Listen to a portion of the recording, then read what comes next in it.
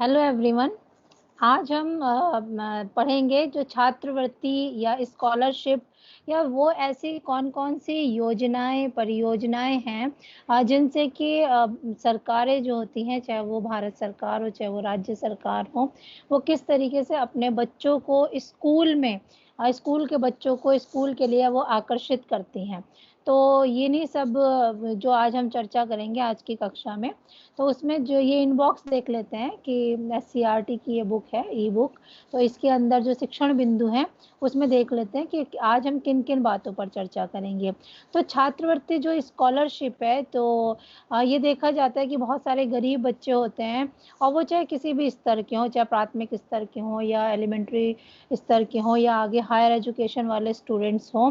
तो हर स्तर पर बच्चे को अगर कहीं पैसों की वजह से अगर उसकी पढ़ाई प्रभावित हो रही होती है, तो ये सरकार की ज़िम्मेदारी होती है और सरकार इसके लिए अपना पूरा योजना भी बनाती है और प्रोत्साहित भी करती है बच्चों को। उसके लिए बच्चों को स्कॉलरशिप दिया जाता है।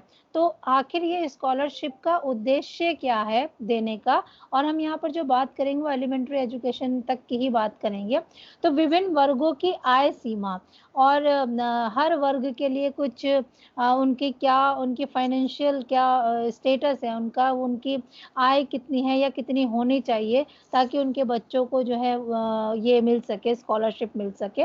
और छात्रवृत्ति का वितरण और जो स्कॉलरशिप डिसाइड की गई है, चाहे वो प्राइमरी लेवल पर हो, चाहे वो आगे एलिमेंट्री लेवल पर हो, तो उसको वितरण करने के क्या तरीके हैं, कौन-कौन लोग उसमें शामिल होते हैं और ये जो स्कॉलरशिप है वो आती कहाँ पर है और उसके लिए क्या बेसिक रिक्वायरमेंट्स है, ये सारी चीज़ों की बात भी हम इसके अंदर करेंगे। और कुछ जो दी जा रही हैं और प्रोत्साहन बढ़ाने के लिए बच्चों का कि वो स्कूल्स में आएँ और स्कूल में रुकें और अपनी पढ़ाई को पूरी करें। तो कुछ और योजनाएँ भी हैं जो बच्चों को प्रेरित करती हैं, प्रोत्साहित करती हैं स्कूल में आने के लिए। उसमें मुख्य रूप से है यूनिफ़ॉर्म या गणवेश का वितरण करना, निःशुल्क पाठ्य पुस्तकें देना और आगे जो मिड डे मील हमने पिछले दिनों पढ़ा तो इस तरीके से क्या और आगे भी ये देख जूते, मोजे शूज़ और सॉक्स जो दिए जाते हैं वो भी दिए जाते हैं, बैग्स दिए जाते हैं निःशुल्क। तो ऐसी बहुत सारी और भी योजनाएँ हैं कि जो कि बच्चों को स्कूल में आने के लिए आकर्षित करें और फिर वो आ जाएँ तो फिर अपनी पढ़ाई को पूरी कर ही वहाँ से जाने पाएँ। तो सरकार इसके लिए बहुत ही काम करती है और जो लोकल शासन प्रशासन है वो भी उसमें पूरा महत्वपूर्ण अपना योगदान निभाता है। तो ये इन बॉक्स में हमने देखा कि आगे हम इन बिंदुओं पर ही चर्चा करेंगे। तो थोड़ा-सा स्टार्टिंग देख लेते हैं कि जो शिक्षा है वो व्यक्ति और समाज की उन्नति की कुंजी है। बिना शिक्षा के कोई भी समाज या व्यक्ति जो है वो उन्नति नहीं कर सकता, उस लेवल पे नहीं कर सकता जो कि एक होना चाहिए। इस तथ्य को ध्यान में रखते हुए प्राथमिक, माध्यमिक और उच्च शिक्षा विभाग भारतीय विद्यार्थियों की स्कूली और उच्च शिक्षा के लिए छात्रवृत्तियों का वित्त पोषण करता है। यानी जो छात्रवृत्तियाँ हैं, वो छात्रवृत्तियाँ कैसे जाएँ, उसके लिए जो फंड का जो अरेंजमेंट है वो जो है भारत सरकार और जो राज्य सरकारें हैं वो सब इसको पूरा करती हैं। इससे क्या होगा कि विद्यार्थियों में शिक्षा के प्रति रुचि और विद्यालय के प्रति आकर्षण उत्पन्न होता है। तो ये योजनाएँ जो हैं वो केंद्र सरकार और राज्य सरकार और केंद्र शासित क्षेत्रों की सरकारों के माध्यम से भी संचालित की जाती हैं। तो यहाँ हमने देखा कि ये जो स्कॉलरशिप्स हैं वो बच्चों को स्कूल में लाने के लिए प्रेरित करती हैं और इसके लिए सेंट्रल गवर्नमेंट, स्टेट गवर्नमेंट और जो यूनियन टेरिटरीज़ की जो गवर्नमेंट जो यूनियन टेरिटरीज़ हैं, जो केंद्र शासित हैं, तो वहाँ पर भी पूरा सेंट्रल गवर्नमेंट वहाँ तक भी अपनी जो योजनाएँ हैं, उनको वहाँ तक पहुँचाती हैं। तो इसके पीछे सरकार की ये इच्छा होती है कि जो आर्थिक दृष्टि से जो कमज़ोर बच्चे हैं, तो वो जो छात्र-छात्राएँ हैं, वो पढ़ाई में धन की समस्या उत्पन्न ना हो। ऐसा ना हो कि उन्हें अपनी फ़ीस अरेंज करने में दिक्कत हो रही है और इस कारण से वो बच्चे पढ़ नहीं पा रहे हैं। तो छात्र-छात्राओं की छात्रवृत्ति सीधे छात्र-छात्राओं के राष्ट्रीयकृत बैंक में स्थानांतरित कर दिया जाता है। तो इस समस्या को दूर करने के लिए और वो किसी मीडिएटर को नहीं, बल्कि सीधे छात्र के जो एक नेशनलाइज़्ड जो बैंक होता है उसमें सीधे जाती है स्कॉलरशिप और जिससे कि बच्चा अपनी फीस को पे कर सके और आगे पढ़ाई कर सके। तो इसमें एक व्यवस्था और दी गई है कि जो 10 वर्ष की आयु वाले बच्चे होते हैं, तो उनका जो बैंक खाता है वो उनके अभिभावकों की संरक्षता में खोला जाता है, यानी अंडर नेचुरल गार्जियनशिप में जो है वो खोला जाता है। जो उनके माता पिता के जो उनके अभिभावक हैं उनके वो उसके जो है वो होते हैं, संचालक होते हैं, और उन्हीं के बैंक का खाता होता है जिसमें कि उन बच्चों का आता है, जो कि बच्चे 10 साल के उम्र तक के बच्चे होते हैं, क्योंकि उन बच्चों को इतना ज़्यादा ज्ञान नहीं होता। लेकिन 10 वर्ष से ऊपर की जो आयु वाले बच्चे होते हैं, छात्र-छात्राएँ होती हैं, उनका खाता उनके स्वयं के नाम से खोला जाता है। और जो खाता खुलता है छात्रवृत्ति के लिए, ये ज़ीरो बैलेंस से खोला जा सकता है। इसमें बिल्कुल भी पैसे डालने की कोई ज़रूरत नहीं है। आप ज़ीरो बैलेंस पर भी बच्चे का नाम से खाता खोल सकते हैं, जिससे कि उस बच्चे की स्कॉलरशिप वहाँ पर आ नहीं पाए। अब ये देख लेते हैं कि जो स्कॉलरशिप है, उसमें उसके वितरण में जो पारदर्शिता है या समयानांतर्गत, यानी जो एक समय सीमा है, उसके अंतर्गत वो स्कॉलरशिप जो है वो बच्चे तक पहुँच जाए, ताकि उसकी अब जुलाई में सेशन शुरू होता है या जो भी उस मतलब किसी भी कारण से बच्चे की जो पढ़ाई है, वो नुकसान ना होने पाए। तो इसको सब देखने के लिए जो एक कमेटी गठित की जाती है, जो कि इन सब चीज़ों को देखती है कि बच्चे को सही समय पर और सही अमाउंट में और उसको सही जो है व्यक्ति तक वो पहुँचने पाए। तो जो छात्रवृत्ति की स्वीकृति निम्नवत निर्धारित समिति द्वारा की जाती है। तो एक समिति गठित की जाती है, उसके उसके उसी के निर्देशन में ये सारी चीज़ें होती हैं। जैसे 2 क्षेत्रों की बात हम करेंगे यहाँ पर, ग्रामीण क्षेत्रों के लिए और नगर क्षेत्रों के लिए। अगर हम पहले बात करें ग्रामीण क्षेत्रों के लिए, तो ग्रामीण क्षेत्रों में कक्षा 1 से 10 तक के जितने भी छात्र-छात्राएँ होती हैं, उनका चयन किया जाता है कि वाक़ई में ही ये सबके लिए नहीं होता, बल्कि जिनको वाक़ई में ही नीड है, तो उनको दिया जाता है। तो उसके भी कई सारे क्राइटेरिया हैं कि एससी, एसटी, ओबीसी माइनॉरिटी, या एक तो होता है कि वो भाई इस बैकग्राउंड से आ रहे हैं, या फिर दूसरा ये होता है कि उनके माता-पिता की, अभिभावकों की जो आय है, तो वो उतनी आय से कम वाले अगर छात्र भी पढ़ते हैं, तो उनको भी स्कॉलरशिप दी जा सके। तो ये वाली बातें हैं। तो उन छात्र-छात्राओं का चयन किया जाता है तथा छात्रवृत्ति एवं वितरण हेतु निम्न प्रक्रिया अपनाई जाती है। तो वो प्रक्रिया क्या हो सकती है कि ग्राम प्रधान, जो अब ये समिति बनती है, जो एक कमेटी गठित होती है, तो इसका जो चीफ होता है, जो इसका मेन पर्सन होता है, वो ग्राम प्रधान होता है। क्योंकि गाँव के प्रधान को अपने गाँव के बारे में सारी और कितने स्कूल हैं, क्या हैं, कितने लोग हैं, कितने एससी-एसटी के परिवार हैं, क्या ये सारी जो जानकारी है वो ग्राम प्रधान के पास होती है, तो इसीलिए उसे अध्यक्ष बनाया जाता है। और ग्राम पंचायत के सभी अनुसूचित जाति और जनजाति के सदस्य तथा सामान्य वर्ग का एक सदस्य जो उम्र में वरिष्ठतम हो, वो इसके सदस्य होते हैं। यानी ग्राम पंचायत के अंदर जितने भी अनुसूचित जाति एससी-एसटी के लोग होंगे वो, और जो सामान्य वर्ग है, जो जनरल का वर्ग है, उसमें भी एक व्यक्ति लिया जाता है जो कि उम्र में जो बड़ा हो। तो इस तरीके से एक ये कमेटी गठित होती है।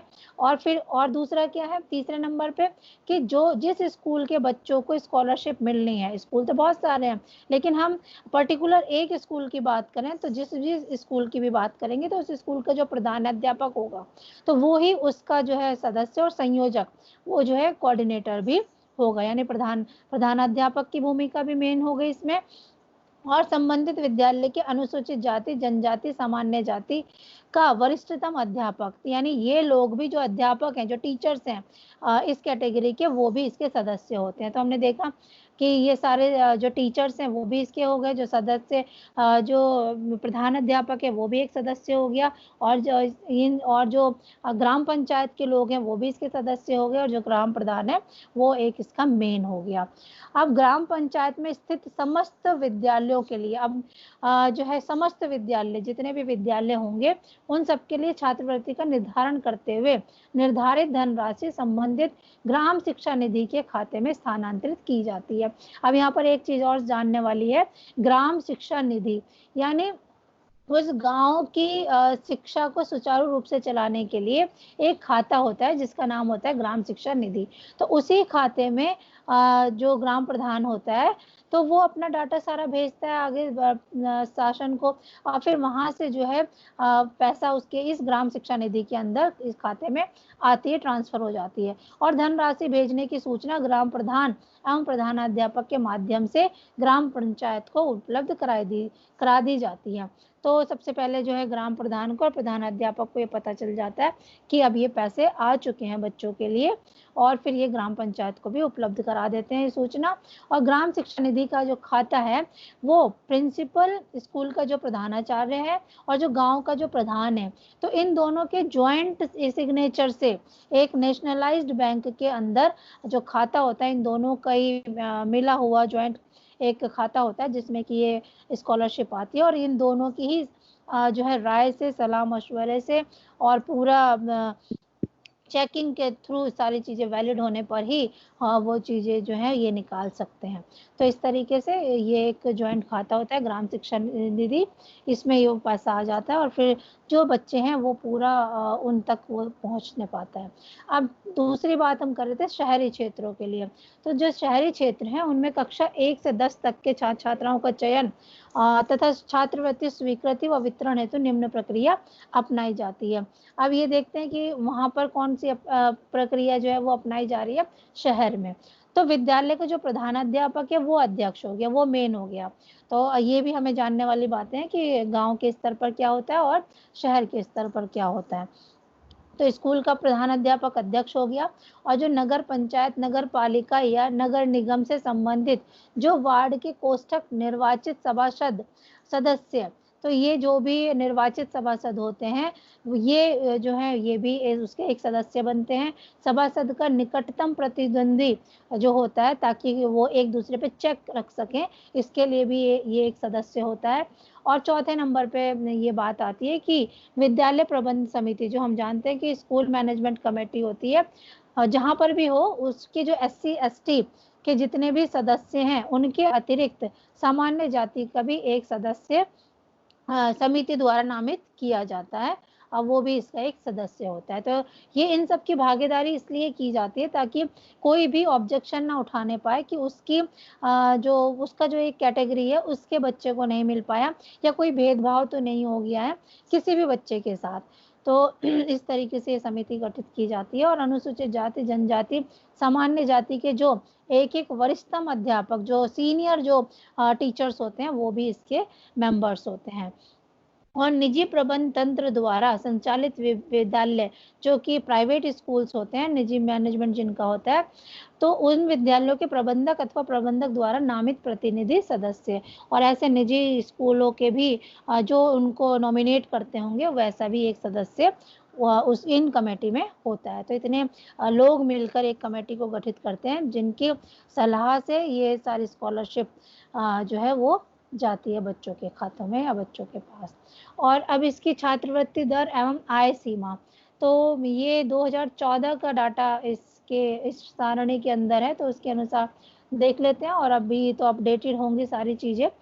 तो अनुसूचित जाति और जनजाति, इसमें कक्षा लिखा है कि 1 से 5 तक और फिर 6 से 8 तक। तो हर महीने के हिसाब से इन्होंने कहा, 12 महीने के हिसाब से। और जो SC ST बच्चे हैं उनको उनकी आय सीमा नहीं देखी जाती, तो उनके लिए अगर वो SC ST हैं तो वो उनको वो स्कॉलरशिप मिलनी ही मिलनी है।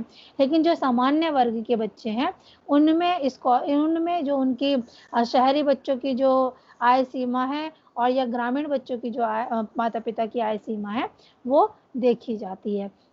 और ऐसे ही अन्य पिछड़ा वर्ग जो OBC हैं, उनमें भी कोई आय की सीमा नहीं होती है। तो SC ST OBC वालों के लिए कोई ऐसी आय से संबंधित कोई प्रतिबंध नहीं है, जबकि अल्पसंख्यकों के लिए है और सामान्य लोगों के लिए भी है। और अनुसूचित जनजाति के लिए कोई आय प्रमाण पत्र की कोई बाध्यता नहीं होती। अगर आपसे कोई उसमें पूछ ले शॉर्ट आंसर टाइप में या ऑब्जेक्टिव आंसर टाइप में, तो ये आपको पता होना चाहिए कि इनके लिए कोई आय प्रमाण पत्र की, स्कॉलरशिप के लिए कोई बाध्यता नहीं होती है।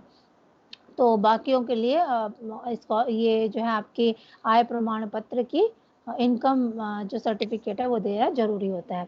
अन्य प्रोत्साहन योजनाएं भी स्कॉलरशिप के साथ साथ सरकार चलाती है। तो इसमें प्राथमिक शिक्षा के जो सार्वभौमिकरण का जो लक्ष्य है उसको प्राप्त करने के लिए सर्व शिक्षा अभियान के तहत जो योजनाएं जो चलाई गई वो इस तरीके से हैं।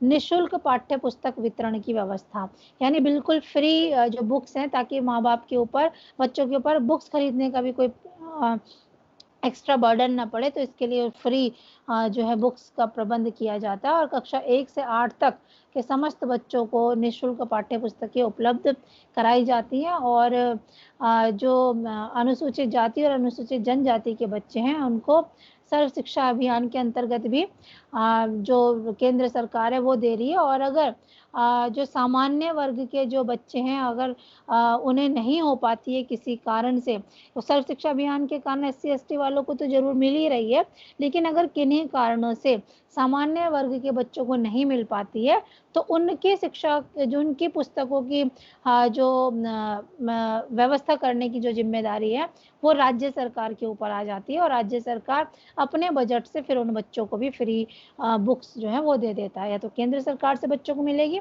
नहीं तो राज्य सरकार उसका प्रबंध करेगा। मतलब यही है कि पाठ्य पुस्तकें बच्चों को फ्री मिलेंगी। और निःशुल्क यूनिफॉर्म वितरण की व्यवस्था, तो विद्यालय एक इकाई माना जाता है और एक इकाई होता भी है। तो इसके लिए क्या है कि बच्चों में एक रूपता लाने के लिए उनको यूनिफॉर्म विशेष महत्व रखती है। और उसको जो है इन स्कूलों में फ्री जो यूनिफॉर्म है वो मिल सके, ताकि बच्चों को वो अपने उस यूनिफॉर्म को पहन कर आ सकें और सब में एक यूनिफॉर्मिटी हो सके। और प्रत्येक बच्चे को 2 सेट जो है निःशुल्क यूनिफॉर्म उपलब्ध कराई जाने की व्यवस्था है।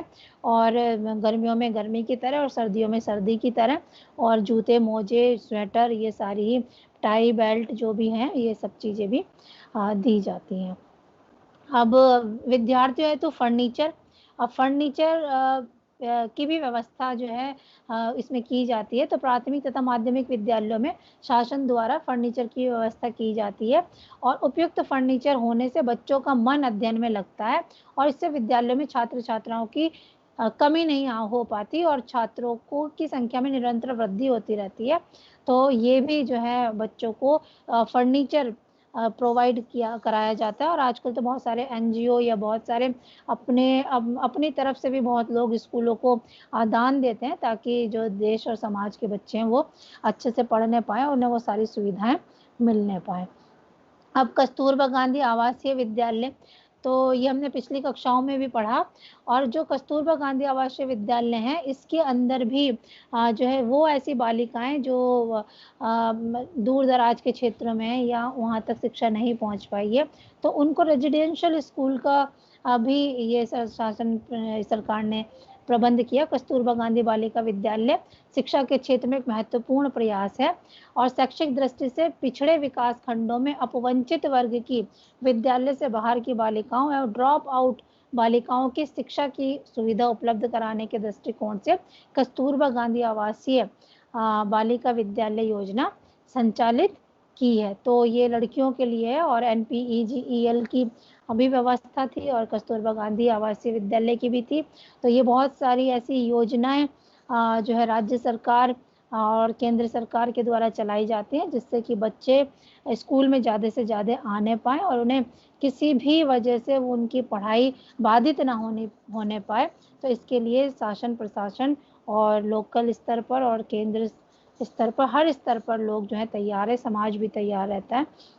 तो ये कुछ योजनाएं थी जो कि उत्तर प्रदेश सरकार और केंद्र शासित सरकार मिलकर ये चलाते हैं, ताकि एलिमेंट्री एजुकेशन एटलीस्ट पूरी होने पाए। तो आई होप कि आपको आज का ये टॉपिक समझ में आया होगा। पढ़िएगा इसको। Thank you so much.